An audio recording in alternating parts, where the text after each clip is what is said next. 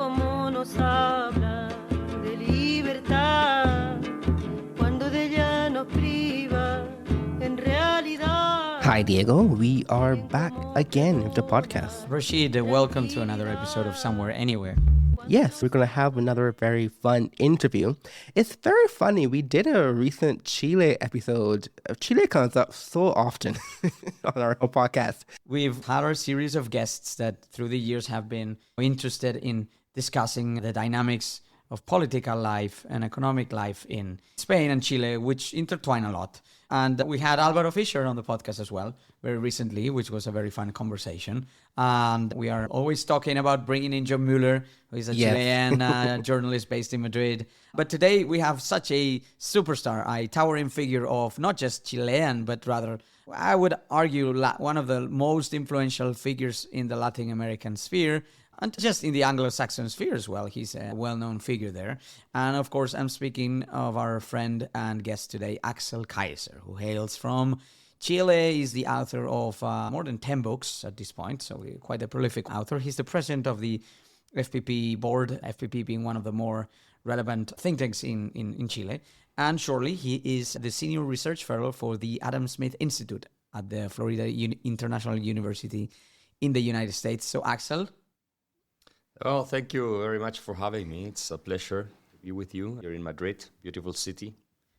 which you know very well because Yes. your books are released here in Spain and you visit regularly. Yeah, I'm very happy because the books have been successful here in Spain. We've had a lot of impact with them, I guess. And every time when I come, we do a presentation, interviews for media. It makes a lot of waves. So I'm very happy. Do you think Madrid has become sort of a capital for we make this case very often in the podcast, that it's become kind of a hub where you have free market governments at the regional and local level, you have free marketeers from Spain converging in Madrid, and then a lot of people from Latin America doing the same? Yes, Madrid has become like a safe haven, I would say. There is more freedom here than anywhere else in Spain and most of Europe. So people are moving here. You can see if a place is okay by the way people vote with their feet. Mm-hmm. And everyone is moving to Madrid. Many Latin Americans with wealth have come here to live here and invest. And yeah, I mean, it's Madrid or Miami. That's the question for Latin Americans with money. That analogy is made. We're lacking a beach, man. If we could just build a beach.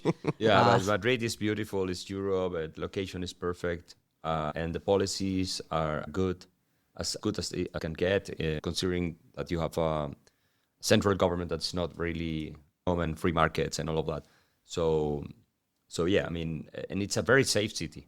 Mm-hmm. It's very safe. Axel, you're German born, in fact, and well, no, I was born in Chile, but I grew up of German descent. I had a German upbringing. I studied in Germany, and I have the passport, speak the language. I have the German culture and heritage. Yes, because your new book is called Nazi Communism. Could you elaborate? My latest book is Nazi Communism, and I explain in the book why essentially Marxist-Leninists and Nazis and fascists are the same, essentially. There are differences, but in essence, they are the same. The book was published first in Chile. It created a lot of reactions among prominent left-wing figures, not only in Chile, but all of Latin America. President Petro from Colombia started attacking me on Twitter, even if he had not read the book, of course. Of course. But he, of course, was saying, the communists are the good people and the Nazis, who is everyone else who doesn't think like he does, are the bad people. But what I did in this book is it's a deep research with primary sources, and also I have a lot of secondary literature showing the ideological identity between these two totalitarian movements, Marxist-Leninism and Nazi fascism. And I found things that I would have never thought I could find, and it has also become a best-selling book in all of Latin America. Now I'm presenting it in Spain. It was endorsed by Maria Corina Machado, also mentioned by Milei recently in an interview. So this credibility that the left has, moral credibility, because they were the heirs of people who fought against Nazism. Mm-hmm. Marxists were against the Nazis, and therefore the Marxists were good and the Nazis were evil.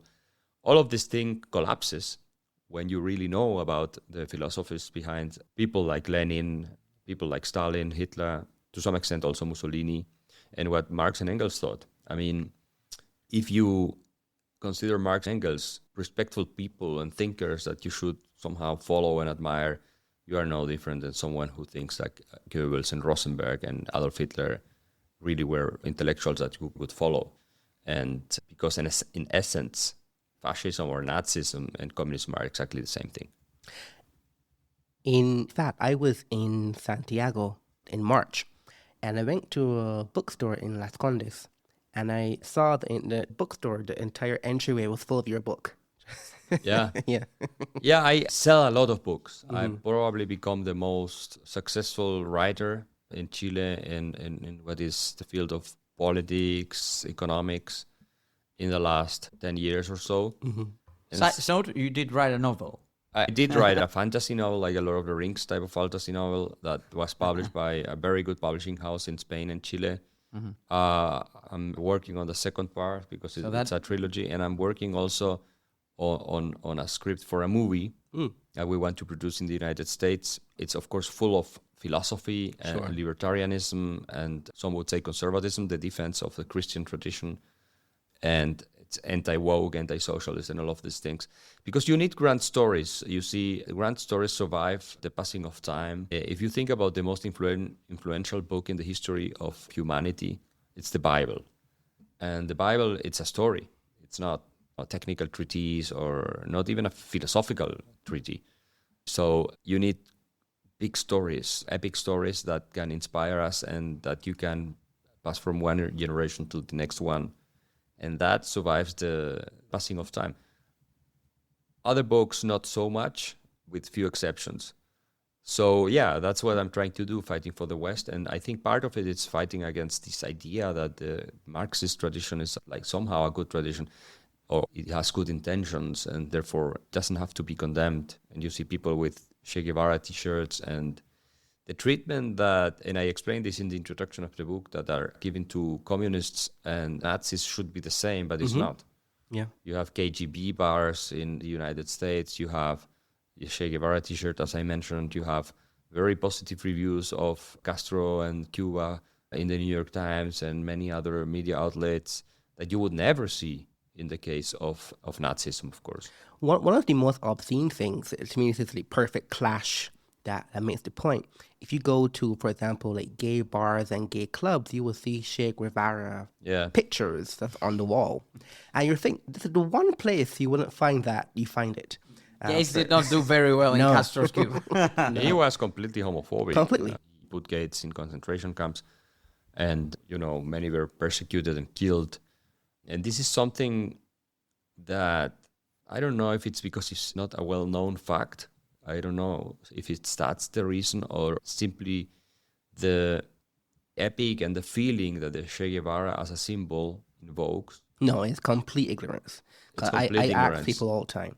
They have no idea who he is besides a revolutionary from Cuba. Think a Palestinian scarf today, and what do people know about the realities of... People know more about Palestine that they do about Che Guevara. Okay, substantially more. Yeah, probably. But I think these things are connected because, the utopianism that you find in Marx and Lenin and Engels, and also in the Nazis had their own version of utopia, is somehow also part of what drives the left today. The idea that somehow if you tear down the Western world and Israel, you will find an Arcadia where we will all be living happily because the problem is the, white straight guy or the Jews or whatever. And you see that the LGBTQ movement endorsing Hamas and Palestine, these people would be killed right away on the spot if they were living there. And it's impossible for them not to know that nowadays. Nevertheless, they support, all of this hatred against Israel and genocidal even narratives. Yeah, the whole Queers for Palestine movement. Yeah. Which, again, is one of the most obscene things you can have in the modern world. But you see it constantly, especially in the cosmopolitan centers of the world, where you think people have more culture, more education, but no, it's one of the parts where they have the least. Exactly. They have least. But my impression is that studying the 20th century and 19th century, when I was writing this book, on Marx, Engels, Lenin, of course Hitler, Rosenberg, who was the main theorist of Goebbels, all of these guys. What drove them really was hate. Marx was entirely driven by hate. But this ideology sounded like they were going to create paradise on earth, which is what they promised. Mm-hmm. And I think there is an element of that in the new woke movement, which is anti-rationalist, as Nazism was, as communism was. And the promise of a world somehow without oppression, if you get rid of the evils that you see in society nowadays, which is, as I said, white guys, white heterosexual men, and the Western culture. So they are united in hatred. They want to destroy something. This is the thing. And this is more powerful than the ability to reason and to be aware of how lucky they are that they live in a civilization where you can be trans or gay or whatever and be respected. And this is very sad. And also for women, because lots of women support this out of compassion, but then they are not compassionate towards the women that are being completely oppressed, with real oppression, not the imaginary oppression they claim that we have in the West, in countries like, or areas like Gaza, or in Iran, or countries like Muslim countries, or even in Europe among Muslim communities, where women cannot do anything they want. I mean, the men control everything, and they do whatever they want with them, and that is not a problem for all these girls and feminists, and until probably they start being raped by these men. Then you see a change in perceptions in Germany and other countries because of the massive raping that has been taking place in the last years by immigrants coming from Arab countries and from Muslim countries mostly. And then some women are starting to reconsider their position. But still you have an awful amount of women who would say, let's bring everyone in. I do think a lot of that comes down to this René Girard concept of the sacred and the sacrifice. When the people who are living in the cosmopolitan centers, in some very hideous way, for them to really feel comfortable, they really need to have that idolatrous feeling. So you need to want people to sacrifice. You can't escape that feeling. So when they see the people in Palestine and the different parts of the world in some underlying concept for their own scapegoating of culture, they don't really want that to go away. They need that to have that self-righteous behavior in their own culture. Yeah, absolutely. Dark. This has a lot to do with narcissism also, like the idea that you are anointed one to make the world a better place, which is the type of psychology that Marx had, that all of these people had. I don't want to say this is exactly identical, but it's the psychology of I'm the one who is the chosen to change the world, and I'm the good person because I feel compassion, but at the same time you are saying everyone else is a sinner, is not good as I am, because they are not aware of the original sin that we have in society and the oppression and all of this. And so I have the right to impose my truth on everyone else because I am someone who can really see the reality for what it is, and everyone else is deluded somehow. And this is self-righteousness, this is narcissism, this is a very pathological way of presenting yourself to the world, like you are the Messiah somehow, or an instrument of God on earth. Even if you're an atheist, you think you're an instrument of God on earth to make a perfect place or paradise or whatever. And so it's never about really the victims that they're claiming to protect. It's about themselves. Do it's you about know that? feeling right and appearing virtue signaling. Yeah. There's a famous Kissinger quote where he mentioned the idea that the greatest problem is not evil people doing bad things. It is the righteous people doing things they perceive as good. I think it's from Edmund Burke originally. But yeah, I mean, we have lots of good people not doing enough to defend our civilization, and I think we are in decline in the West. There is no doubt of it. I don't know what's the end game. I think some people are underestimating the situation and the gravity of the situation. in which we are find ourselves. Europe is... You have always been very active on the political sphere in the realm of ideas. Yeah. But in the past several years, you have also become more open in terms of leveraging your intellectual persona into some political projects that advance your ideas, your causes. Is that your way of taking action? Do you see it as the natural route? Writing books and being as successful as you are, that was not enough. You needed to take that extra step, I guess? Yeah, I have not become a politician myself, despite the fact that... For now? May I say for now? Maybe I don't know, but many people have asked me to run for president. My brother did that. He did very well. Succeed. He was running he was the third most voted candidate in this election. And yeah, he got for starting a campaign with no money and last minute and all of that. And I mean, competing against very well-established politicians, yes. He did very well. But I think I have been influential in Latin America with my ideas, and of course I've been close to Javier Milei for 10 years, and I've helped everything. I mean, with all my resources and intellectual resources. Not that I'm a billionaire or anything like that. And I've been very influential in Argentina, so I'm very happy to see what is going on. I'm helping out there also in the cultural world, so that we can have Milei re-elected next year, and that the transformation of the country is successful and sustainable. Because if you don't change mentality, you cannot have sustainable institutional change. And this is something that I contributed a lot to Milei's way of thinking. He wrote my book, The Fatal Ignorance, many years ago. Which, to summarize, it's a book in which you obviously make a play on the fatal conceit, right? Yes, that's by Hayek. And in fact, the fatal conceit in Spanish translates as la fatal arrogancia, whereas the fatal ignorance would translate as la fatal ignorancia. So the word is actually very similar. And it was a call for the Latin American elites to commit to funding think tanks, intellectuals, those in the political sphere fighting the good fight, in arts, in pop culture. Yeah. And that was something that you were very concerned with, correct me if I'm wrong, 15 years ago. Yes, this book came out in 2009, but the most powerful part of the book was that I predicted exactly what was going to happen in Chile 5-7 years down the road, or 10.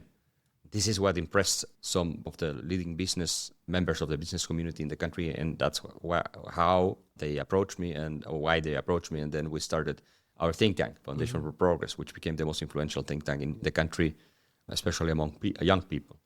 And so it's about the mentality, it's about the ideas that prevail in society. And that part we have won for now in Argentina and Chile, and we are gaining momentum in other countries, even Bolivia, even in Peru, despite the fact that they have a problem now with the election, but even in other parts. Ecuador too. Ecuador, it's this movement, especially a lot of young people in Latin America, they want more freedom, and there have been only a few of us who have maybe 3-4 people who managed to change, who made a big difference. I'm not saying there were many other people working on this, but now I'm very worried about the United States and Europe, and I'm trying to, my book, Nazi Communism, is going to be published in the United States. I don't know. Correct me if I'm wrong, but I believe Peter Thiel himself, who you met alongside Jose Piñera and others in Argentina and Chile. Yeah, I mean, he's a big fan of this book, right? Well, I mean, he hasn't read it. The idea, but therefore, the idea sounds interesting to him, and I'm sure he will like it once he reads it. So he's heard the things. And yeah, I mean, absolutely. And I think this is something much needed now in the United States to understand, because you have democratic socialism gaining momentum, and socialism is very popular among the younger generations. And people need to understand that socialism is a destructive collectivist criminal ideology. And there is no difference between a national socialist, a Nazi, and a socialist, so-called left-wing socialist, or Marxist socialist, or communist, or even a democratic socialist, because if circumstances are right for them, most of them would create a dictatorship. It's not. I'm not saying Mandamni is now saying we have to do a revolution and kill all the rich, but he's clearly engaging in class warfare. He's saying things that approximate that pretty closely. Yeah, and he's clearly engaging in this class warfare rhetoric. And if he had power, real power, I don't think he would create a dictatorship. I have no doubt about it. To me, it became very apparent when we had a local government in the hands of the communists here in Madrid. And what does a local government do besides regulating traffic and cleaning the streets and some other areas? But it's a 6 billion budget, and it's essentially city management. And for example, I was chased out of an event after being pointed out by a political leader of this local council. And the whole thing just felt surreal to me because it was just about local policy. And we were just covering the bad stuff that they were doing, but nothing was that personal, or shouldn't have been. But these folks, whenever they have power, that power mentality does not tolerate dissent. So if that happens, and I know you and we once had to cancel an event here in Madrid because we knew you would be targeted. So we, quote unquote, canceled, and we changed the date and we held it secretly. But the term I learned from you is funa, which is a Chilean term for like when you get harassed. You get people show up at your event and you get harassed. But I'm just saying, even at the local government level, at the smallest level, you get singled out, pointed out, and dissent is not tolerated under these people. It's not tolerated. Their mind is completely, it's full of mental parasites. It's the Gatsad book, The Parasitic Mind. And this has even biological explanations. When you endorse all of these doctrines, your brain changes. And you can become a killer even. Like, look at what happened to Charlie Kirk. I mean, the guy who killed him was a normal guy from a middle-income class family, or even more than that, good university, good education. And nevertheless... And no red flags. Nevertheless, he became radicalized by these ideas, and then he decided to kill Charlie Kirk. And then you had all the people trying to kill Trump. The guy who tried to kill Trump, who was killed by the Secret Service, he was also a young student. Yeah. I mean, you would think these people have all their lives in front of them. They can do so many things with the time they have. They can marry, have children, try to make something out of their lives, and they choose to become killers. The same happened with the killer of this executive in New York. And so this is always the left. And when they started to set the healthcare CEO, the Tesla's on fire. When Elon Musk was doing Dodge, and then they started vandalizing the Teslas. Who does that? And these were regular democratic people who vote for the Democratic Party. This is almost in line with the Hannah Arendt argument, the banality of evil. The banality. People can be radicalized, or just normal, everyday people can be radicalized. Yeah, but I think this is in a sense, this is even more worrying. Because when Hannah Arendt explained the banality of evil, she was saying, okay, this guy Eichmann was just like a cog in the whole engine of murder. He wasn't particularly anti-Semitic. He was not driven by hatred. He was not driven by anything particular, but he lost the ability of thinking because he received orders, he executed them, as a result, the genocide. But these guys who are doing this on the streets are driven entirely by hatred. These are upper class people, sometimes, often even, who see a Tesla when Elon Musk was doing the Dodge thing, and they go and they vandalize the Tesla. This is terrorist behavior. But where does it come from? And you see the same thing in universities, Harvard, Yale, all of these universities full of this proto-terrorist activists. It comes from the ideologies, from the ideas. There are, of course, material circumstances that encourage this, but this is mostly these white upper class people that have been indoctrinated to hate themselves and hate the West, and somehow by hating themselves and hating the West, they have found meaning in their lives and purpose, which is to destroy our civilization and behave like real fanatics that claim to be in possession of the truth and that are therefore not open to any sort of rational dialogue.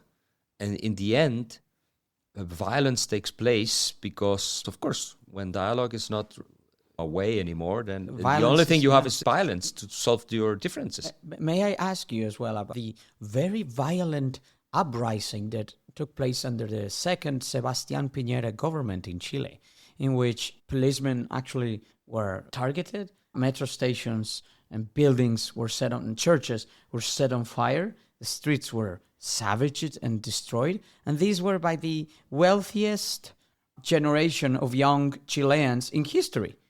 These kids had it better than any Chilean generation before, and they were burning the streets. Well, 5 years ago. In a book, I predicted that this would happen also in my first book, Estallido Social, a social explosion. It has a lot to do with the ideas. People were convinced that the country had never been more unequal, that the system had been serving only the rich and powerful. And you can see this in surveys. One of the most serious surveys conducted in Chile is by the Centro de Estudios Públicos. In December 2019, they did one, 2 months after the social explosion.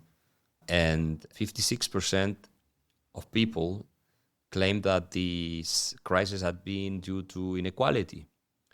But if you took a look at the numbers, at the inequality numbers, Gini index, and especially the intergenerational Gini index or the Palma index, any index you want, they had all declined. Inequality had never been lower in the history of Chile. So what happened was a combination between two factors, which was, one was material, because when Michelle Bachelet came to power, she was a socialist. She is her second term. She said, we have to get rid of the system of the Chicago Boys. We had to destroy the neoliberal system. And that's exactly the way they framed this. Why? Because of inequality and social justice. These were the arguments they used. Despite the fact that it had been the best system in the history of the country, where most people had become middle class, and you had a poverty reduced from poverty 50 to 10%. 10%. OECD criteria eventually was met, so now it's considered to be a and the income of the bottom 10% grew at a much faster pace than the income of the top 10%. So there was no evidence to support this, but socialism, it's a sort of religion. And so they passed this tax reform and other reforms that completely ruined the ability to grow the Chilean economy. And so when Piñera came back to power, in his second term, after Bachelet's second term, he said, I'm going to restore the better times. That was the slogan of his political campaign, but he was not able to do it. And so after 6 years of stagnation and rising costs of living and so on, many people were frustrated. If the economy had been growing at 4%, you would have never had this social explosion in 2019. People were very angry. And this is the problem when you lose the battle of ideas. People were angry because the economy was not growing. They were losing their jobs. They didn't have growing salaries anymore. The cost of living was going up. So it created a lot of frustration. But instead of acknowledging the fact that it had been Bachelet with her socialist reform that created this situation, the left, because 90% of journalists or everything and intellectuals in Chile are left-wing, in their narrative was saying the problem is that we have too much neoliberalism. That's why that's stuck. That's why the country doesn't work. So we need a new constitution that would change everything, because this is a neoliberal constitution of Pinochet that would change everything, and then paradise will be here, and you will have a better pension, you will have better healthcare and education. I was fighting against this idea. That's the Boric messaging. That was Boric, and all of the left, and even some people on the right were saying this. And so Piñera, when he was facing this huge crisis, and he didn't have the support of the military to do anything about it, because he had betrayed them in his previous term. So he was faced with the situation that he could lose his job as president, that he could be deposed by Congress, and there were 2 attempts to depose him by the left, because the political left, the political left is the terrorists that are sitting in Congress, and then you have the terrorists on the streets creating the chaos and the violence. And this was with support of Venezuela and Maduro in Chile. They destroyed dozens of subway stations and buildings and things like that, attacked the police and so on.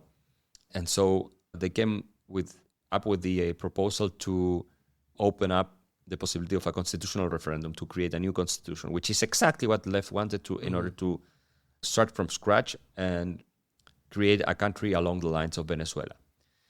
Fortunately, and so Piñera conceded, and then fortunately we had 2 referendums. One entry referendum to create the new constitution. 80% said yes. I said no. I was one of the few who said this is nonsense and this could end up in a complete catastrophe for the country. But then when the public in Chile, and then we engaged like never before in the battle of ideas, when the public in Chile realized what the left really wanted to do, which was to create a socialist dictatorship in the country, and that the constitution that they were proposing created the foundations for a socialist dictatorship in the country, then we voted against it. Mm-hmm. And then we managed to dramatically change the tide, the intellectual tide in the country.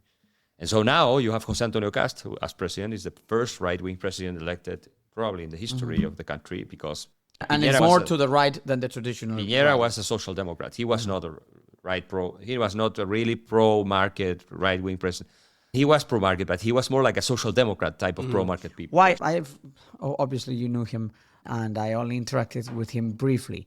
But to me, there's always been a striking difference between him and his elder brother, José. They were both grew up in the same household. They were both U.S. trained.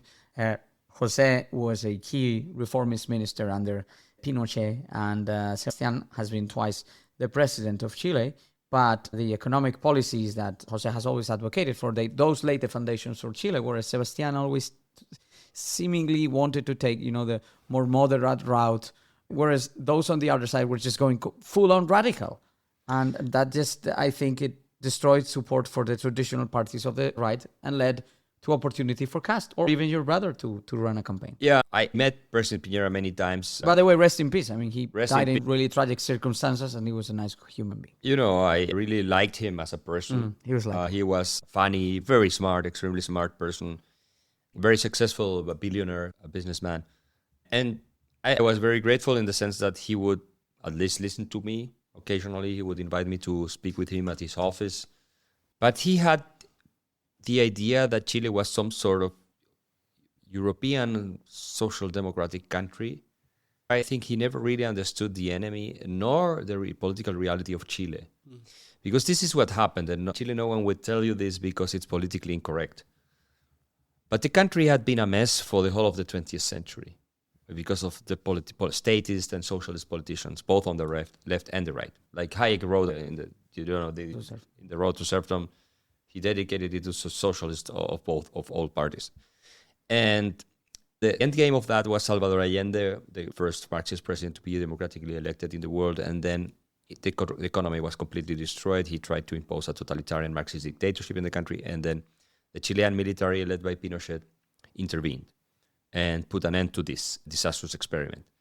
And then the Chilean military, yes, it was an authoritarian regime. They made all of the economic reforms and the institutional reforms. They created a new constitution. They created everything, not from scratch, because they were also based in the tradition of Chile. The Pinochet constitution had many of the elements of the previous constitutions. It wasn't something completely new, but Chile was successful not because of the Concertación, which were the left-wing governments that came in 1990. All the way up to the late 2000s? After Pinochet lost the referendum, which was in the constitution of 1980. Pinochet created a constitution that limited his own power because the restoration of democracy was already established in the 1980 constitution. So he lost the referendum, which was about if he would run for president, become president with Congress and everything or not. And he stepped down, and when he gave the transference power to President Patricio Aylwin, who had been a long-term anti-capitalist Christian Democrat, but he was in favor of the coup in 1973, the economy was growing at 10%. And you had no problems with security or anything like that. The military had taken care of all of that. And then we had 30 very good years because the center left-wing governments that came to power basically had to accept that this was a successful economic model. The Soviet Union had recently collapsed, so socialism was very discredited. But with the passing of time, they started doing what politicians do, especially if they don't believe in the free market, which is increase the size of government, raise taxes, and this and that. And in the end, they destroyed or severely damaged the system that had been inherited from the previous regime, the military regime. And so Piñera is one of the people who thought that the default situation in Chile was prosperity under a democratic system where, the different political parties would discuss things like as if they were in Sweden. And this was nonsense because you always had the far left and you always have an anti-capitalist mentality in most of the politicians in Chile. Even in the right, among the right-wing political parties, you had many of them. And this is what created Bachelet in her second term, who came with a radical socialist agenda, and then that exploded in the face of Sebastián Piñera. And now we are in the phase of restoration. For the first time, Chile has the chance to prove that if we have democratic regimes, we are capable of solving problems, of creating decent economic growth, and also solving massive security problems, because we now have organized crime we have at levels we had never seen before in history. Also due to open border policies by Bachelet and Boric. We had hundreds of thousands of immigrants coming, among them many from Tren de Aragua and others that are the most criminal people that we have ever seen in the history of our country. Violence began to be quoted as a real issue for Chile. It is the number one issue now. Yeah, and it always been a very safe country. So that you mentioned previously, a while back, that for now the tide is turning. Now, of course, for now we're doing a lot of work in that statement, and that comes like a general wider question is, it seems to me on net, free market, liberal, classical liberals, right-wing, conservative, non-deep state people, they don't focus that much on ideas. This is kind of partially along the McCloskey critique of liberal thought, which is ideas are so important, but yet people don't actually explicitly focus on ideas. Most liberals don't read much. They don't read Foucault, they don't read Girard, they don't read Burke, they don't read Arendt. It's not the vocabulary they're talking, but this is the vocabulary that works in thinking about large to change in a long-term society. However, do you agree with that premise that I'm making? And if you do, why is it that liberals don't really focus on the culture war? This is exactly the case I made in my book, The Fatal Ignorance. I was saying Chilean people in favor of the market, so classical liberals and so on, if you can call them like that, were not engaging in the battle of ideas. We were going to lose the country as a result of that. And we did lose the country, and we were on the verge of really losing it with the constitution that we rejected. My explanation to the fact that people who believe in a free society, entrepreneurs and intellectuals and so on, don't engage in the battle of ideas and don't really care about the battle of ideas, even though I was the first one in Latin America, maybe Spanish-speaking world, to write a book specifically about this, which was The Fatal Ignorance, that then became very influential in Chile and on Milei and people like that, is because it's twofold. One, you have that economics has taken over everything. And it's the poor version of economics. It's not the Austrian school version of economics. It's not the, classical education / economist that you had 100 years ago with Mises and Hayek, who would always, in all of their books, not all of them, but most of the books, say ideas drive everything. Ideas are what really matters, which is something that even Keynes said at the end of the general theory. And so when political economy transformed into economics, and economics became more and more an applied branch of mathematics, the ability to think among intellectuals on the right disappeared. Because if you do economics nowadays, you are not a thinker. You are sort of an engineer, but not You're even a tradesman. that. Yeah, but you're not even an engineer, because engineering is a serious science, a natural science, and economics is not. So these guys, the only thing they do is read papers, but at the same time, they have so much influence because they deal with the material realities of the world, GDP growth, profits, and things like that, that they have taken over also the corporate world. You have everywhere these economists, you have them in the central bank. At the central bank, you have them in government. And the debate and the discourse is always technical, very technical. which leads to groupthink It leads to groupthink, but also... and lack of ideas. and a lack of vision. understanding of reality. I am not an economist by training. I studied law, and then I did PhD in political economy if you want, but I've read a lot about economics, not only the Austrian school, but other stuff. But I was able to predict many more things than any economist in the country. And I became famous in Chile because I was the main defender, and I still am, I think, of the legacy of the Chicago Boys. Because I had no complex in defending the Chicago Boys because they had done the reforms under Pinochet, because I think the coup was necessary to prevent Chile from becoming a Marxist dictatorship, and which is not to say that crimes were not committed. I'm not denying that. And I think the military government in Chile restored not only prosperity, but freedom and democracy in our country. So this was your PhD thesis? Well, as partly, because what I did was applying Douglas North theory of institutional change and the way that the ideologies interplay with the institutional transformation and reality in order to explain from the 19th century onwards the ideological development and economic development in Chile with a focus on the Chicago Boys. So this thing, I think we have to correct. And now there are efforts to do that. You have more and more programs at universities doing philosophy, politics, and economics, for instance. I'm very against that, by the way. You're very against it. You are against it? Why? Oh, yeah. Why? So fundamentally, I don't think economics is the problem. I think economists are the problem. There's a distinction, right? Because the majority of economics is micro theory, it's price theory, it's microeconomics.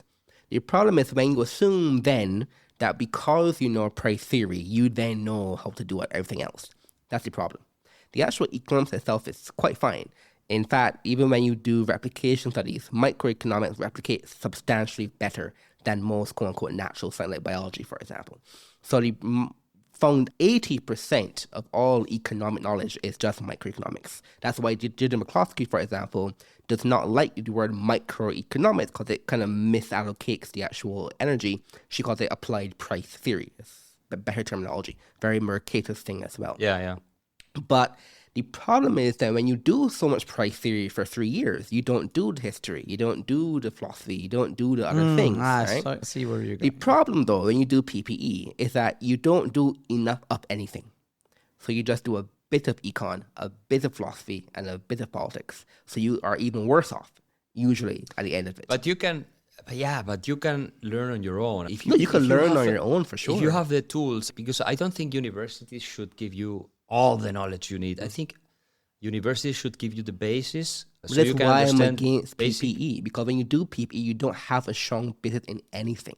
You don't do an extremely detailed Hegelian essay. You don't do... No, but you would never do that. You can spend 20 years studying Hegel. But the effort is worth it for 3 years still. Yeah, when you're doing PPE, you just do a tiny bit of many things. Well, I disagree with you.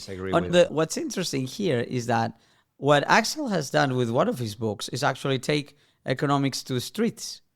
And I think that kind of connects our fundamental disagreement. But I could do that because I'm not an economist by training. This is the thing. There are economists that have... Tyler has done that too.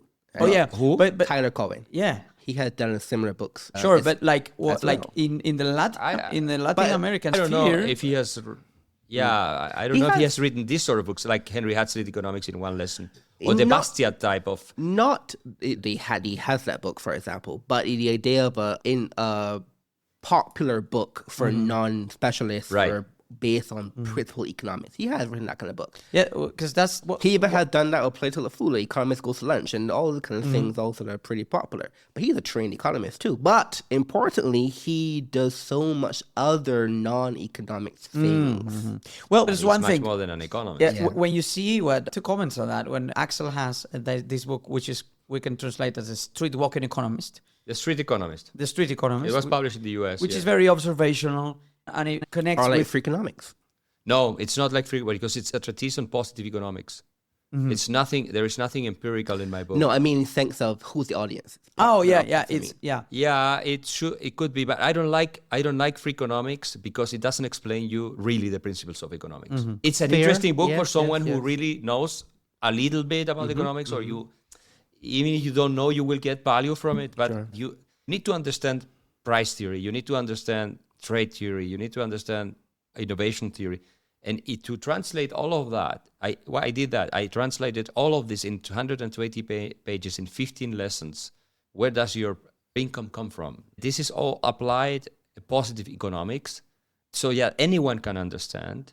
It's a short book. It was the most sold economics book in Spanish, I think, probably in history. It's very likely that it is from at least from a Spanish-speaking author. It's because you sold 50,000 copies. No more. That was only in Chile. In Chile, only in Chile. I sold much more. Yeah, I sold many more copies. It was kind of a viral thing in which you had people even using the pirate version of the book. But it was being sold on the streets, and it was the number one best-selling book in Chile, an economics book for over a year. Only self-help books, and my book, number one. And I think it's because you're a lawyer. I think that helped you get that dive be more successful, because the economics profession has become too narrow, which I think is a point that we were having in the discussion. And because you were coming from outside the economics. I don't think Tyler Cohen is really an example, because he's much more than an economist. He's an intellectual with a polymath, most. But no, I think more or less. That's but 90% of the economists, the only thing they do. Right, but they've never read something like it's not a quantitative paper, but never in their lives. The problem is the profession, the actual underlying data, the underlying models, the underlying idea, the underlying structural theories and price theory. They're good. They're great. The problem is that when you only know price theory, it's also the McCloskey thing. She's also she wrote textbooks on price theory, but she also wrote history books. But the people who really dominate the debate are the macroeconomists. Correct. Not even the microeconomists. Yes, and the macro is the problem, to be clear. Yeah, exactly. Yeah. This is the people who dominate the public debate, because it's the aggregates, is the central bank with their monetary policy, is fiscal spending. That's why I've always... It's a professional problem, though, because, again, still, the majority of economic knowledge isn't in macro. Yeah. It's a tiny portion. Well, one of the things that, by the way, drives this is to our common interest on supply-side economics and the work of Art Laffer, who has always been an outcast just because he doesn't fall within the orthodoxy. But he's always, it's supply side. What is supply side economics besides price theory applied to taxes? And taxes seen as incentives on success on people. So for many of that, I think that what we've gotten wrong in economics, many of these elements are coming finally round back to more sensible positions. But what I think the FPP think tank, where you've had such a successful run in Chile, one of the things that's very interesting there is that you go to their summer university. I've been there. You go to their programs. It's not just economics. You guys have a fantastic podcast. We do much more than the podcast that's with there's a hostess and a host, these two younger members of your staff. And there they are talking about virality, and they're talking about OnlyFans and human relationships. They're talking about... Well, we were focusing we were focusing on the Gen Z philosophical foundations of a free society. It's very Hayekian in that sense. You would never read a Hayek book or paper with math in it. They don't exist. No, thank God. And just side note, when Hayek makes it to the U.S. and he needs income, he's placed as a law professor in Chicago. Because Friedman was against it. Social thought. Friedman was against Hayek coming to the econ department because they lacked math. Exactly. It's not clear that Friedman was the one. It was the econometricians, and that's not clear what role Friedman really played. But Friedman's, I think thinks of brother-in-law. His brother-in-law. The Jennifer book, she had pointed out. Jennifer, she says that. Yes. That Friedman. I mean, I said a bitch, but she said he was opposed to it. Pretty sure that was her. The point that is made on that biography is that ultimately Hayek was zero formulas involved, as opposed to these mathematicians that were fighting the Cohen Commission. He understood economic reality much better than any of those. Exactly, without the need to just fill up the board with... and so this is what I want to convey. If you are, even if you are doing microeconomics, applied price theory, and that's everything you know very little about how the world works. Agreed. You know how prices work and your models, how resources are allocated, but then you will lose the debate against some left-wing philosopher who argues against you in terms of ethics or whatever, or a lawyer. In Chile, this is what happened, actually. We had very good economists in Chile with PhDs from MIT, from Chicago, from everywhere. Remarkable. They were completely destroyed by the lawyers and philosophers of the left. Arguing for inequality. But I think completely destroyed. And these guys were not... They didn't have a clue what they were listening to. Yes. They knew nothing about economic history. They knew nothing about political economy. Talented as you are, and you know you're very talented, and you're like we're friends, so clearly one of the best intellectuals at the Latin American world, not just Latin, that's the most relevant scholars in the classical liberal realm, really, in the last few decades. But you've kind of had a monopoly because you've been one of the only ones with real curiosity, not just a narrowed field of focus. You've spoken about inequality. You've written novels to convey different types of messaging. You've taken law. You've taken that Renaissance route of just covering all fields. I think that has given you the influence that you deserve. I think I have a solid philosophical training, and I have I would say reasonable economic knowledge. Of course, your book about the U.S. financial crisis is better than 99% of the books about the U.S. financial crisis. Yeah, but I don't have the tools to do the math and things like that in a sophisticated way. But I don't mind. But I think, yes, many of these economists have a role to play and all that. I'm not criticizing. That's why I like Deirdre, because Deirdre is also very critical. I once asked her, what percentage of the papers that are published in economics you think are worth, and which percentage is not? And she said 90% or more are rubbish. Agreed. And so this is the problem with the economics profession, and this is the way they are teaching you economics. But this is a professional problem. I think when it comes to people who have elevated the economics profession to be so high that they're then so up in flames when the economists can't have a philosophical conversation. Mm-hmm. But there's some economists, I guess like Tyler, like other people, will say, no, but you can think of modern economic education as trade school. You do a very particular thing very well, like a plumber. We don't complain the plumber can't have a hacking conversation with you. But the modern economic education is very targeted to a very particular thing. When you then conflate that with everything else, then this kind of world clash of things come. And don't it's also that's okay. If you think about it like that, I accept that argument. But the problem is that economists become the most influential, almost, in some respects, public intellectuals. Mm-hmm. But is that a fault of the other people who could be the public intellectuals don't fight for the spotlight? My problem is that as an economist, it's like Hayek was saying, if you're an economist and you only know economics, you know little about economics. You should have economics is a social science. It's not physics. It's not engineering. It's not learning how to fix, like a plumber fixes your things in the house. It's a much more complicated thing that requires interdisciplinary, I think, approaches in order to have a wider comprehension of the thing that you're talking about. Depends on what you're talking about. Unless you want to be completely disconnected from reality and only do microeconomics models and things like that. And because you don't need to be an economist to know that if you have lower taxes and you have more freedom and property rights, things, we are going to have flourishing. There's a Nassim Taleb quote that I like, where he makes it that think of economics more as a cat than as a washing machine. As in, think of it as a science that is about adaptation and behavior more, and less about something you can just program and crunch and put to work, as if we were all pawns in a model that you can just put to process and you can just extract full-on universal laws off of That's that. a critique of macroeconomics. Yeah. That's not critique of economics. You're right. It's very important distinction. And let me share an anecdote here, because I dropped him before. Nassim Taleb blocked me on Twitter. So. Okay. Oh, interesting. Because he's the most stupid, arrogant person I've ever seen in my life.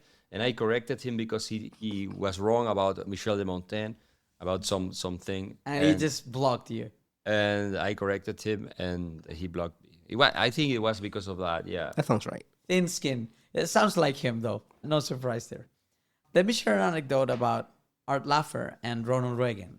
Ronald Reagan wasn't that good on economic policy when he was a governor. He was obsessed with macroeconomics.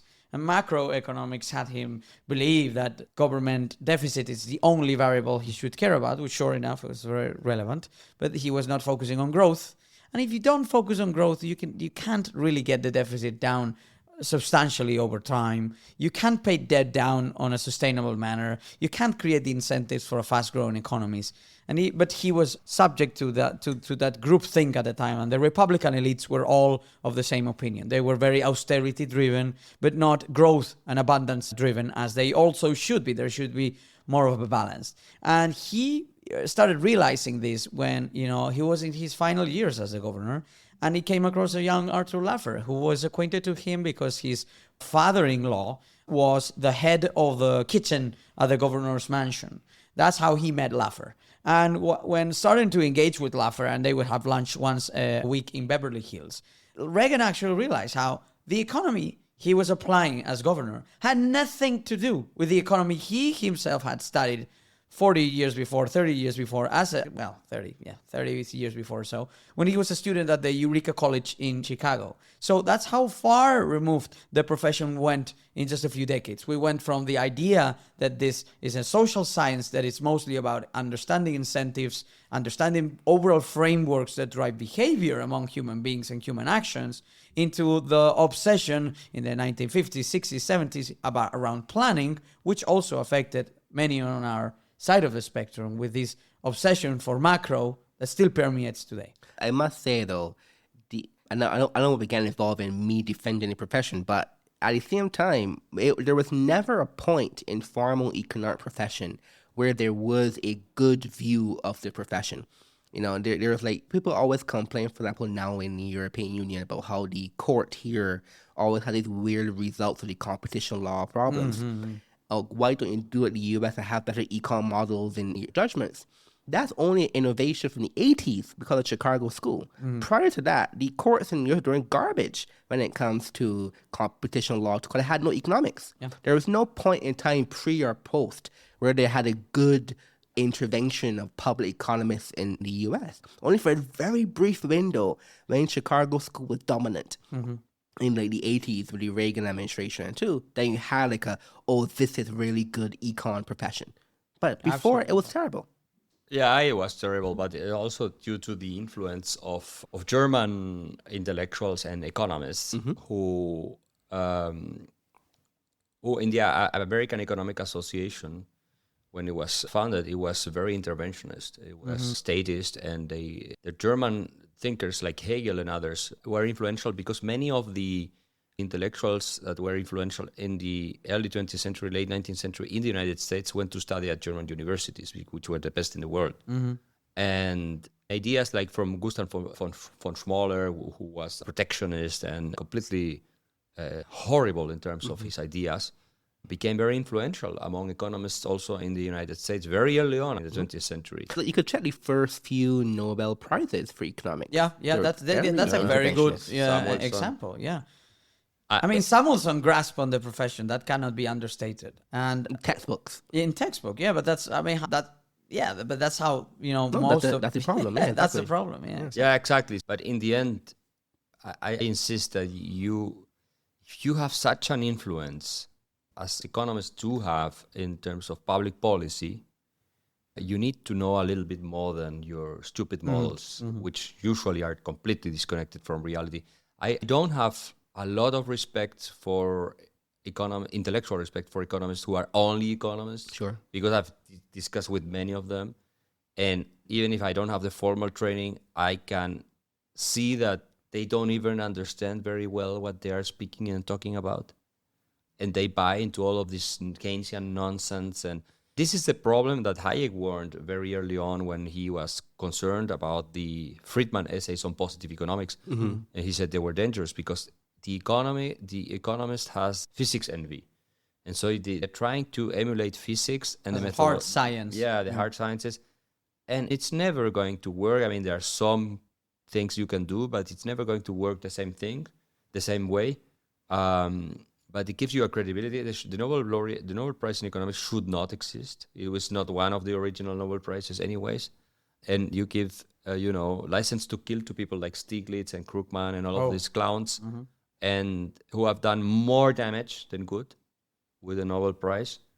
And, so it's not serious science, economics. You have a Nobel Prize you give a Nobel Prize to one guy who says A, and then you give a Nobel Prize to a guy who says the complete opposite. Actually, Hayek shared the Nobel Prize with what's the name's guy?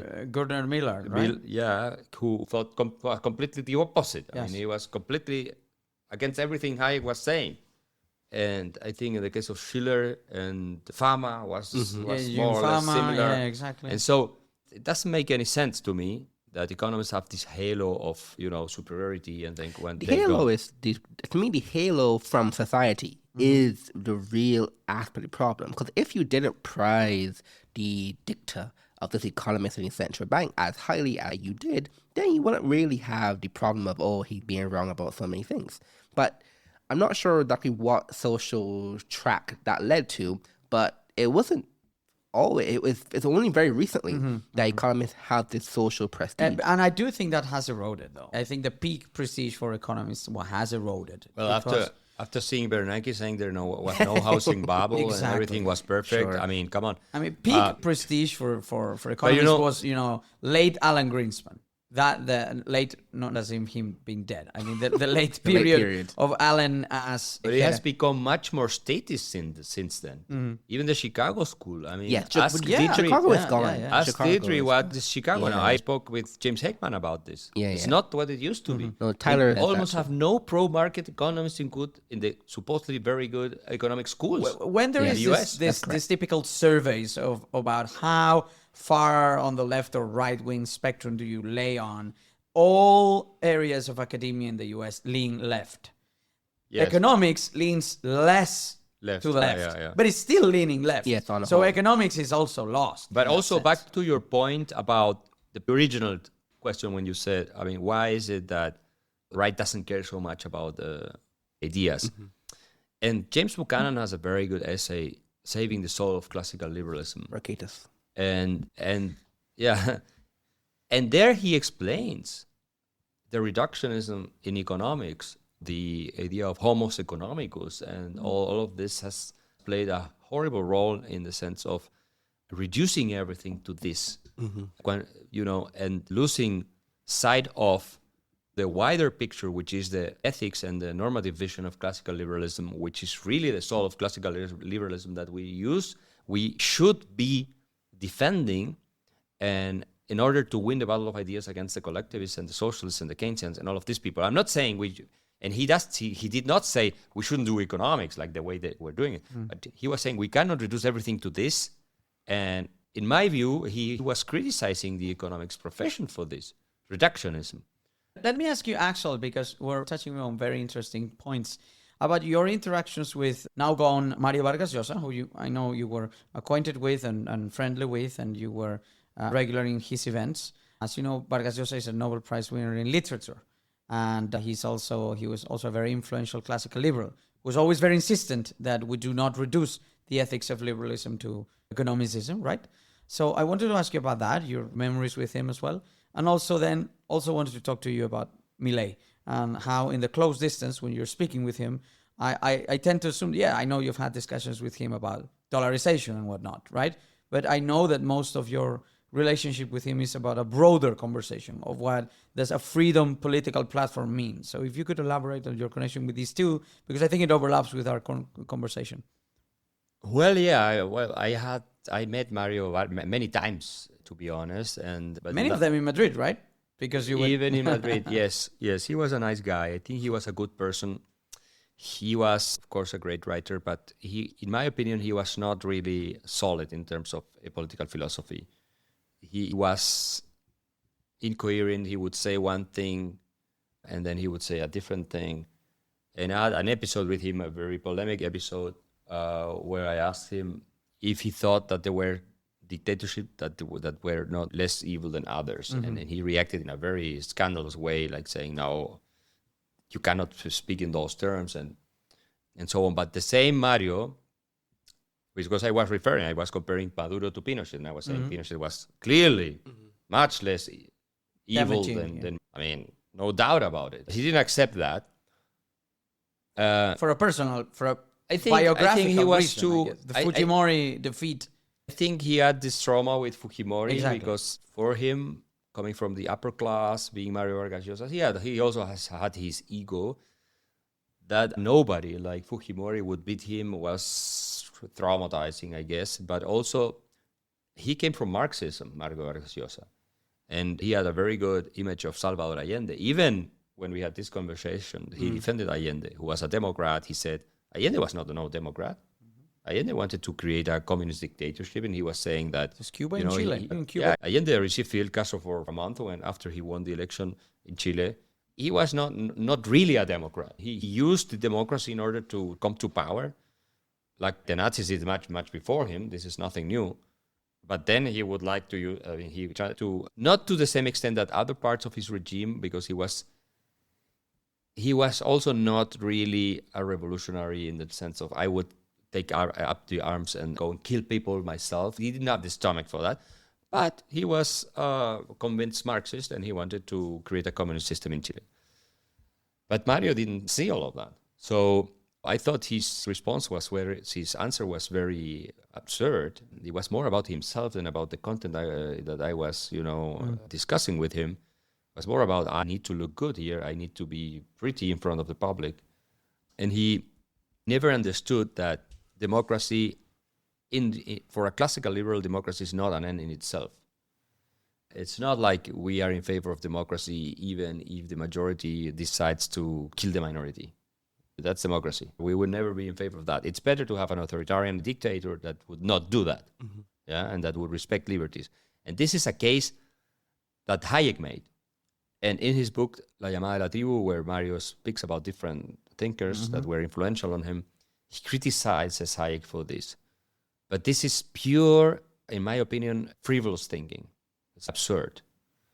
And it's because you cannot stomach the idea that reality cannot be as perfect as you imagine it, as your ideals, you fall into the nirvana fallacy. And so you compare the options that reality gives you with your ideal world. And of course, reality doesn't give you the option. You see? Because I've seen you with him in events through the years, and I know there was respect on both ends, but I did not recall that episode, and you're absolutely right. I recall that when it happened. It was very polemic. I had a very bad time because many people were watching, and he was, of course... I would have handled it differently now. I would have been much harsher on him. But then we spent a whole weekend together, and... he could take it on the chin. And we had a very good time together, and he dedicated me the book. A very nice, very long, how you say thank it? you note. Epigraph. Thank you note, and so on. And so it was a very nice, and I'm kind of sad I never saw him after that again. I didn't know that. Okay. After 2016. Yeah, and he also became older, so he wasn't traveling as much. We saw him more in Madrid, but less. He wasn't traveling You're as right, much. I wasn't traveling so much to Spain, and he was not going so much to public events. But I have a good, I think he was a good person. Very big ego also. But a very good person, but a big ego, and vain. A vain person. Okay. But a good one and a generous one. So it's kind of one of the anecdotes I will write in my memoirs. But this is it's... my question, I thought it was going to be a lot more surface level. He could have never...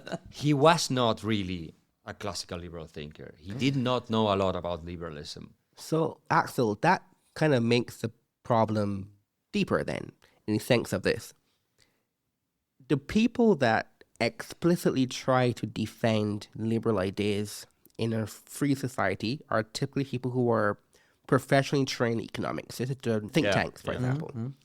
But the artists, the musicians, the writers, the historians, they're not really persuaded innately by these ideas, or at least after their education in brainwashing. But then how then do you get, and you mentioned the economists are too shallow themselves. So where do you think then is the actual place of the battle when it comes to ideas? Look, I am, as Diego was mentioning, I'm someone who have studied the different fields deeply. I have written books. This book, Nazi Communism, which, as I mentioned, created a long debate with President Petro on Twitter and has become very impactful in Latin America. It's a history of ideas, ideology, history book. I've written economic books. I've written books on populism, politics. All of these books have become best-selling books and very influential. And I've not only written the books, I've gone on television and I've debated all the leftists, the leftist historians, the leftist lawyers. What was your role with Petro about the book? What was it about? No, Petro, when I published this on Twitter and I was doing promotion for my book, Petro's, thankfully, I'm happy that he did that. Hey, but that's good advertising. Yeah, of course. He started attacking me. And then we engaged in a debate, like for 10 tweets or so, because he, of course, as being a communist, a far leftist, he says everyone who is not a far leftist as a Nazi.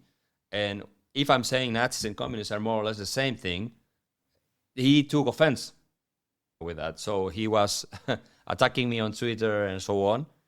And I thought I enjoyed it very much because, of course, the arguments he was giving were also absurd. And many people on the left, prominent people on the left, gave this argument, the Nazis were persecuting the communists. And I was saying, yes, the Stalinists eradicated the Trotskyists. So that doesn't mean anything. Yeah. And the night of the long knives in Germany, the Nazis killed Nazis. So that doesn't mean that they are not the same thing in essence, you know, and things like that. So, but I enjoyed it very much. But back to the point, we can win all of these debates. We can win the debates. We need more historians who do proper history and who come out and speak and have the courage to engage in this battle of ideas and go to television and debate with these clowns. Why don't more of these people, you think, have the courage?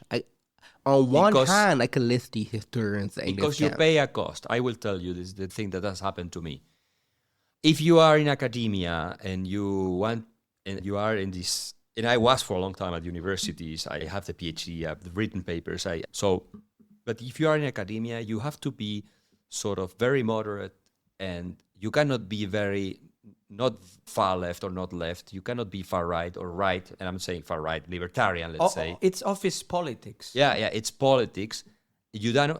So I've paid the price. Because I go to television and I debate these people and they are very aggressive and I have to be aggressive against them because otherwise I lose the debate. So I do very high quality, very high level stuff, but I also get myself dirty. You know, I'm in the front line. I'm debating these people who have no scruples in lying, in insulting you. And so if you're a serious scholar, you're not supposed to be doing that. Otherwise you lose credibility. And the same if you write books that are very successful, like it's suspicious for them. And this is an idiotic thing, very idiotic thing, especially in Latin America, but also in Europe. The successful your books are, the less prestige in academia. Yeah, the less prestige in academia. Well, Hayek had to endure this with The Road to Serfdom. Like, the book was so successful that, and first no one wanted to publish it in the US because some of them believed it was not going to sell. But Hayek wrote in his Hayek on Hayek, he wrote, I lose almost my entire academic prestige because of The Road to Serfdom. Imagine that. And it's the book that did most in the 20th century to defend freedom and capitalism.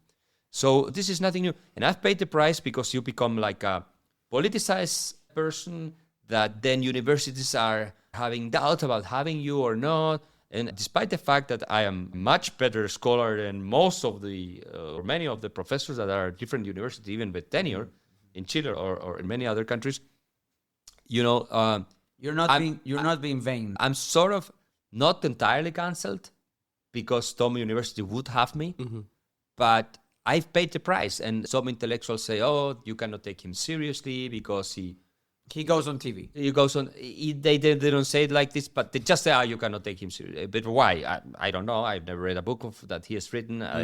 But some people say that he's too polemic. So they don't have the courage and they don't want to go out because this is not rewarded. Real influence is not rewarded by academia. You write papers that no one reads. You get your score. You get your bonus. And that's it.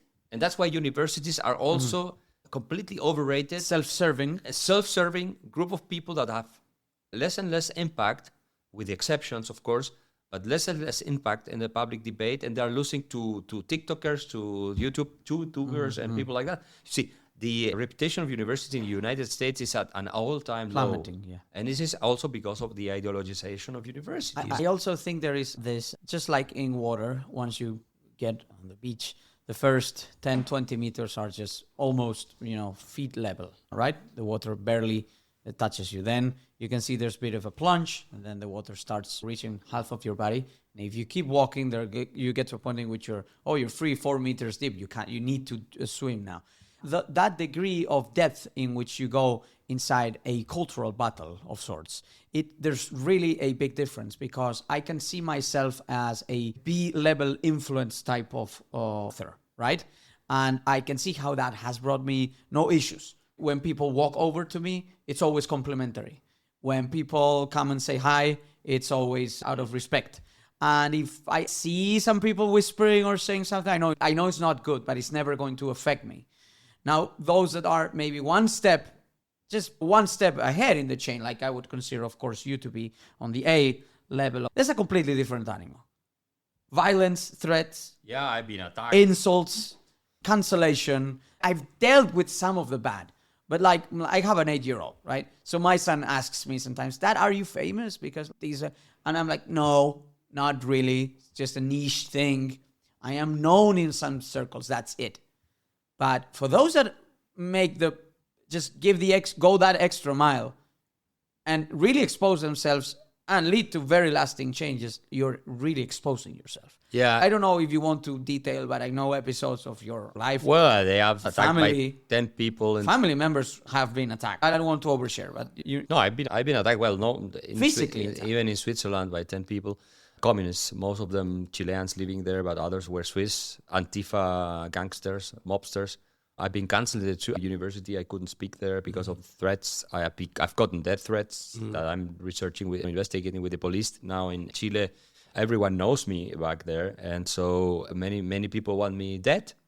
This is a fact. It's all leftist. Mm-hmm. This is the difference between the left and us.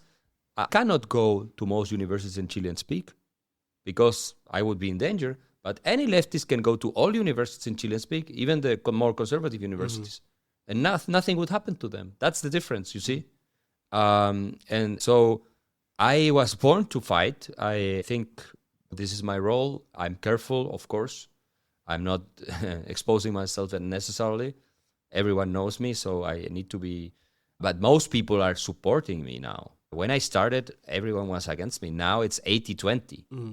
But among the 20%, you can have one crazy, guy. Yeah. Sort of the guy who killed Charlie Kirk, and that's it. You only have one chance. Only have one. We had Daniel Waldenstrom on the podcast, and he's reading about inequality and research about inequality. And you could sense that how Daniel is a very talented economist who's done great work on inequality. You've done the moral case. He's crunched the numbers. So it's a very good companion to your book about inequality. I need to get that, yeah. But Waldenstrom, you could see how he was very careful in everything he was saying and how he was presenting it. Because at the end of the day, here is a quote-unquote right-winger inequality scholar in a field that is all left-wingers around him. And he's always one sentence away from... I think he made the point. It took him 10 years to write that book. Like, he was just so careful on all the data. There's one thing worse than censorship, self-censorship. Yeah, I'm not willing to live like that. Mm-hmm. What is important to me is not the approval of some mediocre scholars at different universities.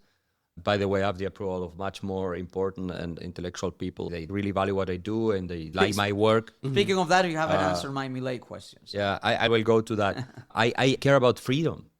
I care about freedom. And if I have to sacrifice academic prestige in order to move things forward towards freedom, I will do it. Yeah. And I have been successful doing it. Mm-hmm. Anyone would admit that in Chile. Anyone would admit that in Argentina and many other parts.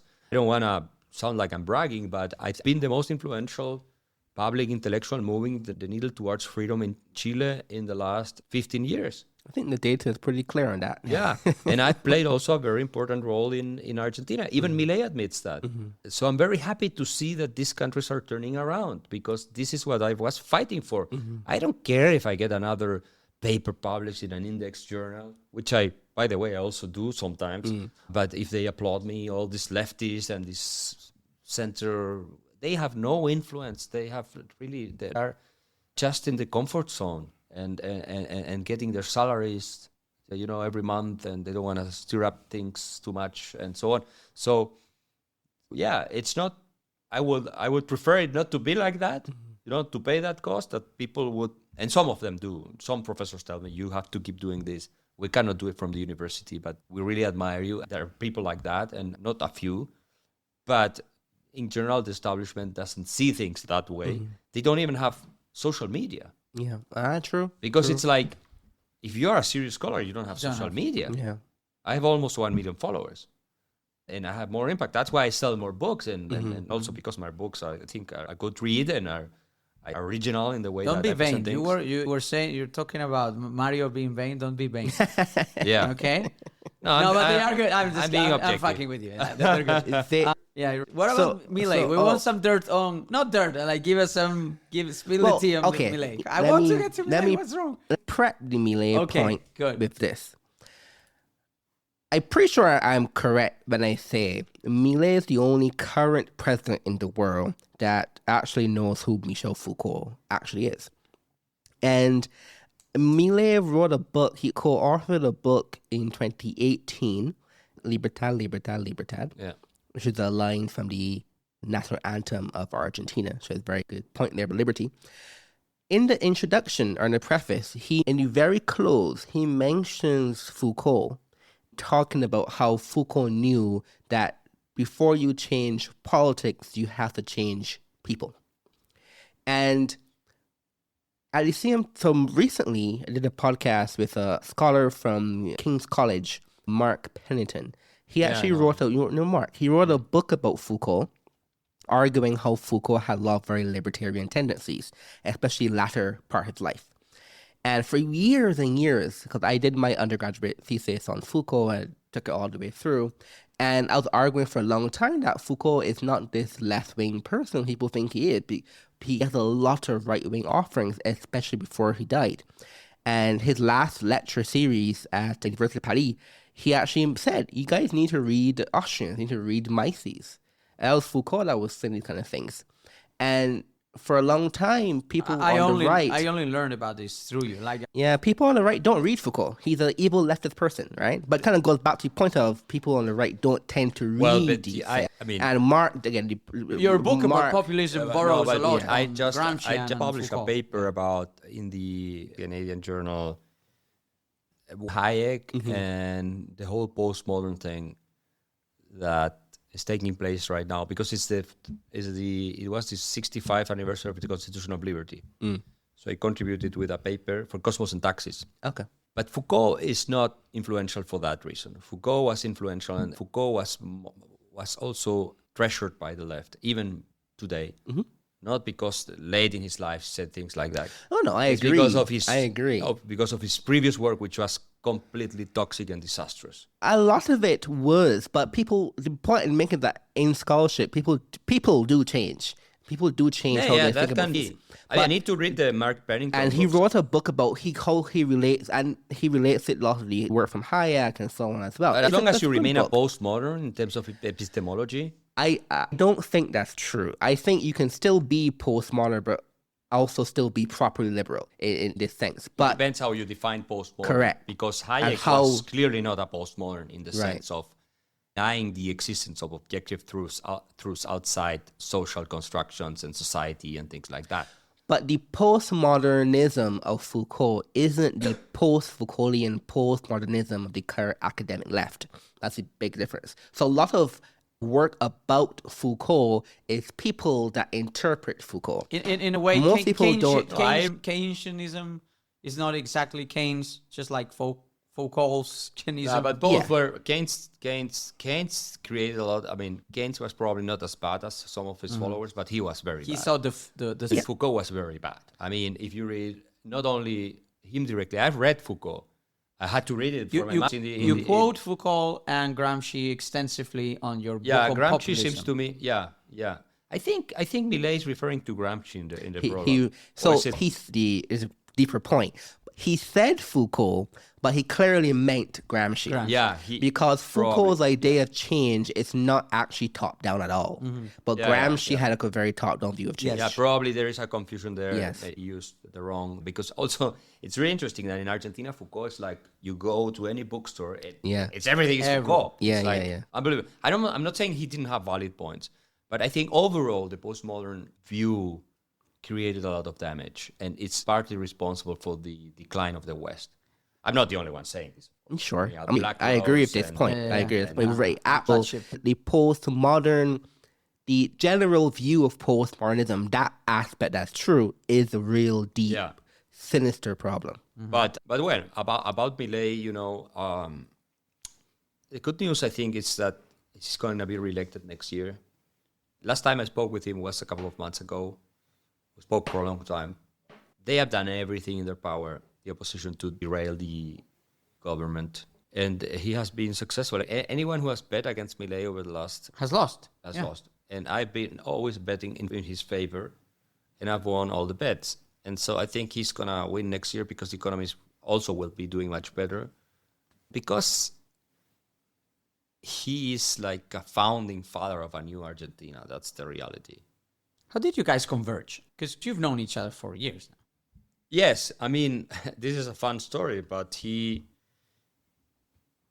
really liked my book, The Fatal Ignorance, and he was sort of following me before he became so famous. And we had a friend in common, and he organized like a coffee. Who is this? Can we do Alejandro Bongiovanni. Ah, okay. Yeah, sure. Who is now an MP? He's an MP. Congress. Yes. Yeah. And Milei had the books, I think 1 or 2 books of mine, and I went to him and he asked me to sign them for him. So, and then we started keeping in contact, and I always defended him from the start, because when Milei started to become famous in Argentina, the painful thing was that he was attacked by many classical liberals or pro-market people. What was he? The establishment. That there was a very well-positioned establishment. The of establishment liberals was attacking him anyways, but... the establishment of the liberal elites. Yeah. Yes. I think it was mostly envy. Okay. Because when Milei started doing what he did, he became so famous so rapidly, overshadowing everyone else. There's 2 things you can do, right? You're a classical liberal promoting classical liberal ideas in Argentina, right? Or a libertarian. And suddenly this new guy comes up. You can either be proud that he's taking the torch and running real far with it, or you can get jealous. I think many people got jealous. Was it from the beginning that Milei's public intention was politics, or was it just ideas first? Okay. No, he started, and I think my book was very influential in that. Business. The cultural war was for him like an eye-opener when he read the book. And he understood show business, the politics of media. Yeah, and he's also like, that's his personality also. It's not like he's completely different. I mean, but he didn't think that his aim originally, but he was deeply worried about the future of Argentina, the way things were going, and that this was an endgame for Argentina, that he's going to end up in a hyperinflation. It's going to be a complete catastrophe, 90% of poverty. We will have, social collapse, everything. And so he's a very patriotic person, and he entered this public sphere, and with his style and his arguments and things like that, he became extremely popular very rapidly. Social media helped a lot also. And I defended him all the way because I was seeing how he was moving masses of people that we were not moving before him. So, the people were arguing with it. The way he speaks and the insults and so on. See, and I was telling them, this is war. This is war. This is not about, meeting your future son-in-law. It's about fighting people who are very evil. Very evil. And he's moving the Overton window, and he's bringing more and more people closer to freedom, which is what we need. And then when he was a candidate, I was speaking in favor of him, and I thought he was going to win. I thought that way before he became a politician. Thought that this guy could become president. I had this intuition. And when he was a candidate, I, of course, defended him. And then he was elected, I defended him because people were saying, he's going to last 3 months. And I never thought that was going to be the case, for the simple reason that the cultural revolution that we did in Argentina, Milei being the main factor behind it, but changed the minds of millions of people that are not Peronists anymore, but they are pro-market or libertarians, especially young people. So this is a structural change. It's not something like, oh, we are tired because the government is corrupt, so we'll we change bring government. Let's bring Macri to see if it fixes things. No, Yeah, it exactly. wasn't that. It's not what it was. Not only rejection of the Kirchners and establishment. No. It's something much deeper. This is what people don't understand. That political scientists didn't see coming. They don't understand, and they never thought that he was going to be successful, because all of these guys don't understand the importance of ideas and cultural change. This is not taught at universities. No one knows about it. Political scientists, they do math also now. They do some sort of nonsensical models to explain this and that. Yeah, instead of really thinking, which is what they used to do. And I think this is a one in a century event that we are witnessing in Argentina.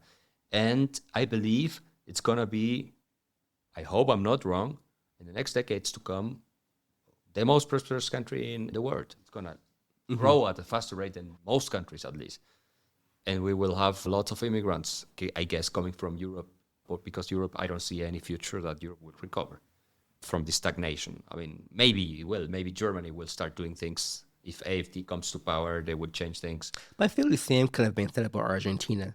I don't see any future where Argentina could recover pre-Milei. Same comment. No, I saw it when Milei. But it's pre-Milei. I saw it pre-Milei, because we were seeing how ideas were changing. Mm-hmm. And when you have a change in ideas and the tide of ideas, you can have then real political change. Maybe it will happen. Probably if it happens in Germany, Germany will lead the way. But I'm not entirely sure. And also you have here the problem with migration and all of these issues. UK might give a surprise. Also, I don't know. But think about this. Next year, you have Meloni, and Italy is still the same. But if you have next year, if Meloni wins again in December, if Pepe and Vox do a coalition in Spain next year, if Bardella wins in France also again next year, Portugal is a centre-right government, Greece all is a in the centre-right same year, then the actual European Council has a bunch of right people at the same time. Everything in the union depends on the council for change. The reason things in the union can't change because it's shoehorned in the council of legislation. So if they actually want change and they're concurrent, we can see a substantial change. Yeah, in the European Union. I hope so. It's simply hard to see, and also an additional thing. Milei is the only one in the world who is cutting spending dramatically. This part is true. And creating a surplus. And if you don't do that in Europe, and I don't know if you politically can, I mean, there is no way you're going to, really have a major economic change. Shot, yes. By no means am I saying anyone in Europe right now is close to being Milei. This is a true statement. Milei is a sui generis figure, especially current modern politics. But in Argentina, you talk about freedom. Do you find it a bit uneasy?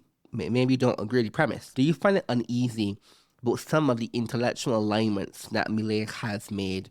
People, for example, like Agustin Laje and Marquez and so on, who any liberal, at least a European liberal, wouldn't call freedom-loving in the open society sense. No, but I think they are freedom-loving people. There are differences between Laje and Marquez, of course, also. Marquez, I guess, is much more aggressive. It's harsh on different things. And he has his issues with more of the cultural, the gay thing and all of that, which I think I don't agree with him. But mostly, someone like Laje is concerned about the sustaining the traditional values of the West, but he's entirely pro-market. In that sense, he's pro-freedom. Freedom in the big, thick way. Yeah, but he's pro-market, but he has, like, abortion, not so much, of course, because he's a Catholic. I'm more and more against abortion also with time, I have to tell you. I've changed my mind on this. It's a legitimate debate in any case. And also anti-woke. That's the thing. And I am also 100% anti-woke. I think all of the woke movement is completely totalitarian. It's nonsense. It's absurd. It brings you LGBT people in favor of Hamas. It's completely crazy, deranged. Negating biological differences between women and men. Absolutely absurd. There's some reasonable parts of woke that are worth. Like what? For example, right now in Uganda or Senegal, they just increased the. If you're a gay person, you can go to jail for 10 years. Yeah, but that's not woke to be against that. But this is a problem, though, right? Which aspect of woke is considered complete not woke to be against something? No. Woke is a very specific thing. It has nothing to do with classical liberalism, which argues for equal treatment and respect of freedom of every individual. You don't need woke to argue that you shouldn't punish homosexuals. No, a classical liberal person would agree, and even conservative people would tell you, no, you shouldn't put people in prison because they, So that's it's like the feminist thing. You don't need Simone de Beauvoir to argue for rule of law, basically, equality before the law. What woke is basically an attempt to deconstruct and destroy Western civilization, including the rule of law. So all of these special quotas for special people, unequal treatment, the idea that there is no objective truth and therefore you can identify as an animal and that's okay. Having men competing with women in sports, all of that. And cancel culture is very much part of it. Anti-freedom of speech movement, the victimhood ideology, that you have systemic oppression against certain races and certain groups of people in Western countries, which I think it's complete nonsense. And there is no evidence to support that whatsoever. That is woke. But here's the problem. Of course, I agree, to be clear. I am by no means, I am gay, but I am not at all woke either. However, oftentimes when people argue, I'm not saying you are doing this, but I know for example, Marquez does this. When you argue against woke, you want to throw everything out with the bathwater. So it's like, oh, being gay is a mental illness. He said this in his book, by the way. Things like that go in the same kind of directionality. I think that's a very particular case that's Marcus. I'm not saying there aren't other people who have argued that, even in the United States and other parts. But yeah, that goes way too far for me. I mean, that's also a scientific question that I think it's not even a moral question. Are you as gay as you are? Do you have a mental illness or not? It's something that medicine should answer. Sure. In my opinion, it's very clear that it's not the case. But yeah, I wouldn't take that as a representative of, a big movement. I think it's a very fringe group of people who would say something like that. And, sometimes you don't know what the real reason is for arguing something like this. So, if I may, since you know what I mean. Yeah, I know what you mean. We are throwing some interesting topics here. You are the co-author of a book on populism with Gloria Alvarez, who was she's a very popular libertarian figure as well. And she leans more towards what we could say left-wing libertarianism or very anti-conservative. She has released a book about why she is not a conservative, in which she makes points that many of those you have aligned with lately on the center-right spectrum in this platform, like, for example, the Milei camp, that's a direct attack on them. So you are the co-authors of a book. You wrote a book together about against the idea of populism and Bolivarianism. But before you jump into the answer, I want to jump on that same question where in the famous Rothbard essay about libertarian populism, where you sometimes actually have to do a coalition with more conservative elements. Yeah, let's mesh those two together. That makes sense. Yeah, that's for sure. I mean, if you have a common enemy that is trying to destroy your country or whatever, I don't think the difference between libertarians and conservatives are really that important. When it comes to economics, they mostly agree. Me either, by the way. They mostly agree. Maybe you have moral issues like abortion, which is a very divisive issue. Yeah, there you can have some. But this is not important if you're facing a movement or someone who wants to create a socialist dictatorship in your country. But abortion, for example, that was the driving wedge between, for example, Laje and Gloria. I think there were more things. I have a very nuanced approach to the abortion issue. I somehow don't. Of course, I'm against abortion at the 8th month or 9th month. I mean, I will always be against that. And the window for abortion, in my worldview, has been shrinking because I've been seeing the photos and of the embryonic development. It's like, it's something very intuitive about it for me. But I don't think it's worth to fight over these issues because the left always throw these things so we can fight among each other and then they retain power and it's worse for everyone. So you see? So, I mean, if you read thinkers like Hayek was not, first of all, he was not a libertarian. He was a classical liberal. And he was What's the difference, do you think, between those two ideas? I think the libertarian proposal is a much more, in a sense, I argued against Huerta de Soto in an essay it was published recently. it has much more to do with anarcho-capitalism. It's much more utopian than a realist position. It's this principle of non-aggression, which we share, of course, but it goes so far that when you have to deal with reality and offer theoretical responses to reality, if you only keep the non-aggression principle, it doesn't give you good answers. It gives you very bad answers, actually. Mm-hmm. So that's a problem. So Hayek was speaking about the importance of family, the importance of religion, and all of these things, that the importance of Christianity. He didn't develop that deeply, but he saw collectivism as a reaction against the individualist tradition of Christianity, the Renaissance, and Greece, and so on. So it's much more sophisticated than people think. And that's where I see people like Gloria. I think they have not studied it deeply enough. And I understand, this is the thing, I understand people who have resentment against conservatives and conservatism, and I wouldn't conflate both things, because it is true, and it is the case, that conservatives, especially in the Catholic Church in Spain, Latin America, and other parts, have been very mean and very cruel to people who got divorced, to people who are gay, to people who are whatever.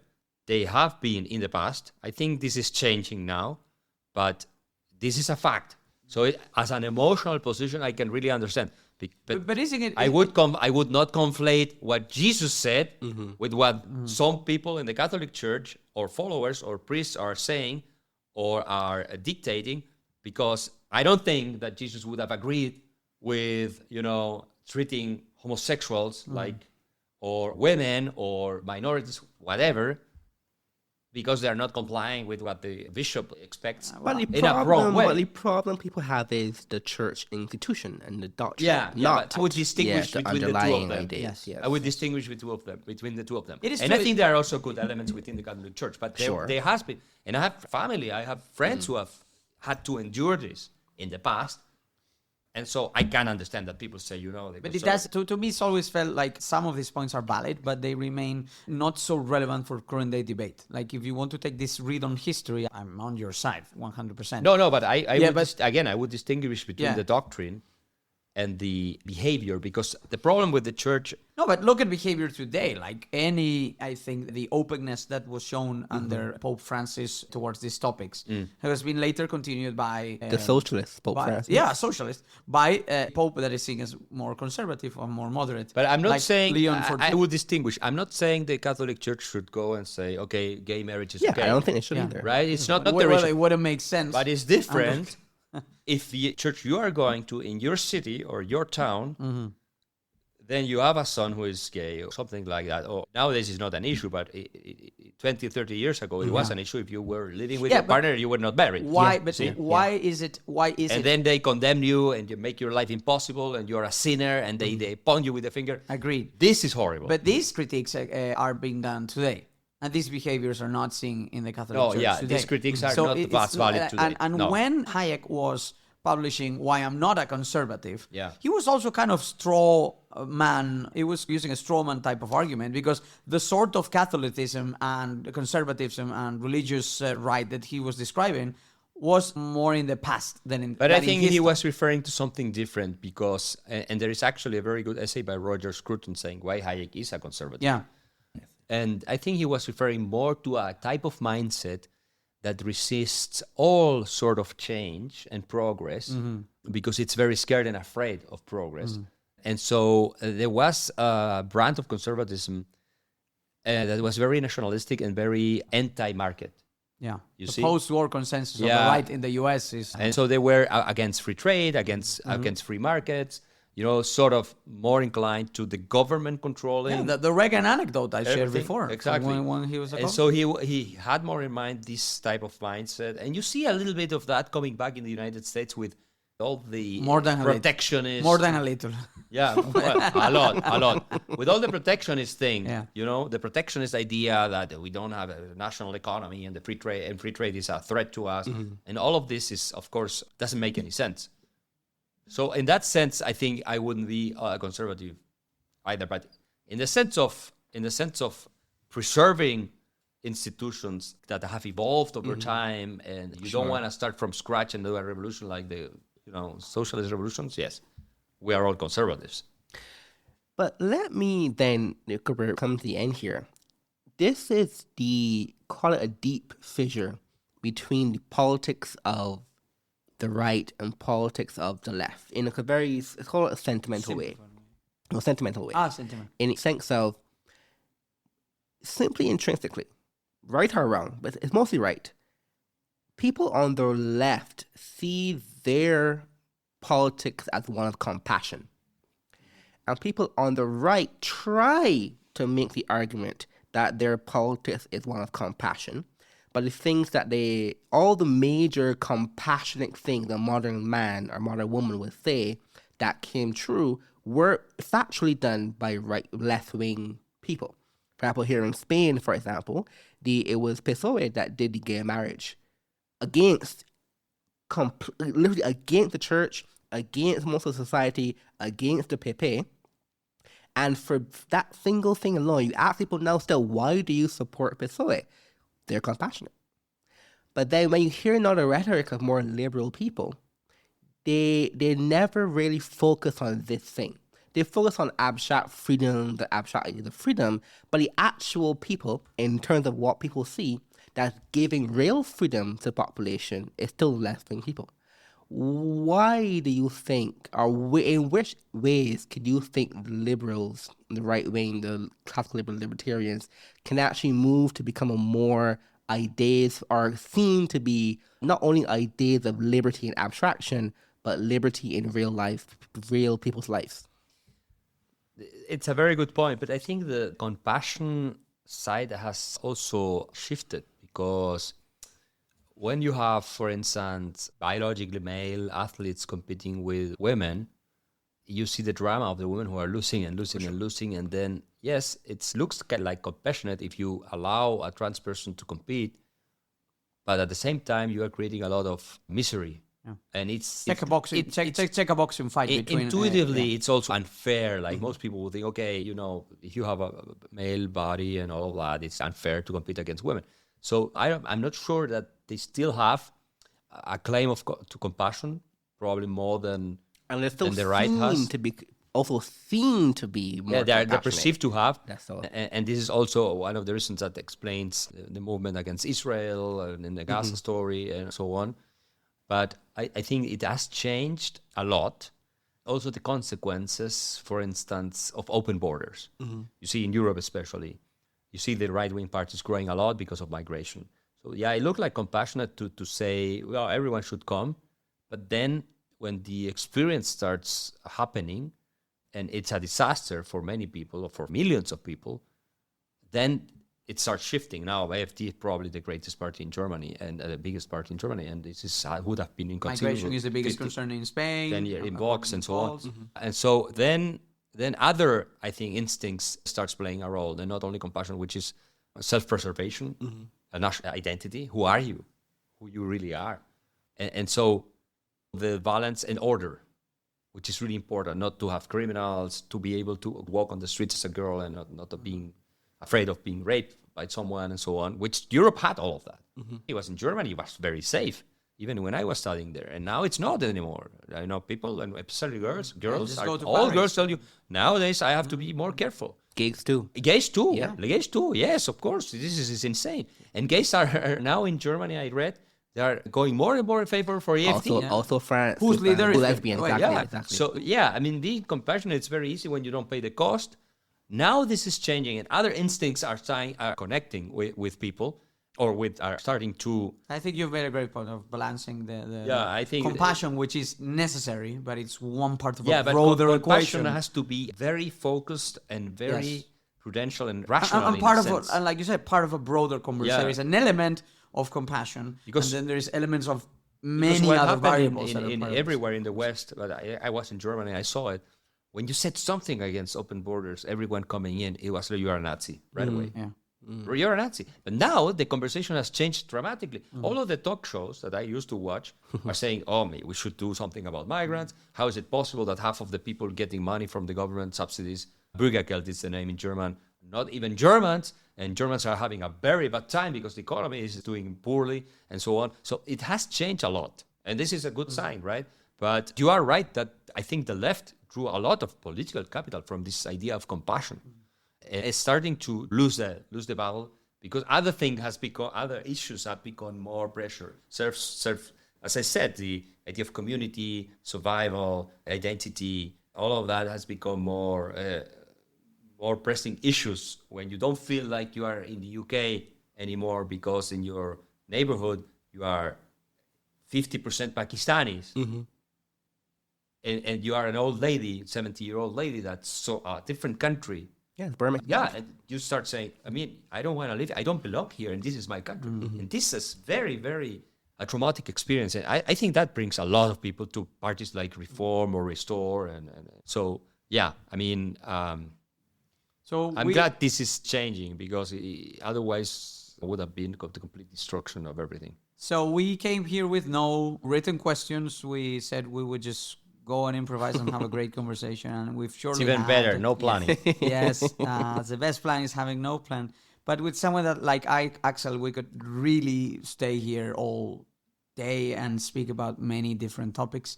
I just urge all of our listeners to keep an eye on his book, which will be coming out in English. Some of his books are already available in English as well, so do check those out. He's giving out interviews if you want to follow his work for the IA in the UK and other institutions. So there is a lot of Axel Kaiser work out there in English, beyond the Spanish, of course. But the opportunity to have this conversation with you today was really fun. So as always, this is your home. So in your next visit, we'll have part 2. And Rashid just wrapped this one up. But on my end, thanks for this, Axel. It's always fun. No, thank you very much. It was a really interesting conversation. Anytime you want to repeat it, I'll be available. So excellent. Perfect. So until next time, that's it for the podcast. La soga al cuello, el sexto mandamiento no tiene sello. ¿Qué dirá el Santo Padre que vive en Roma, que le están degollando y a sus palomas?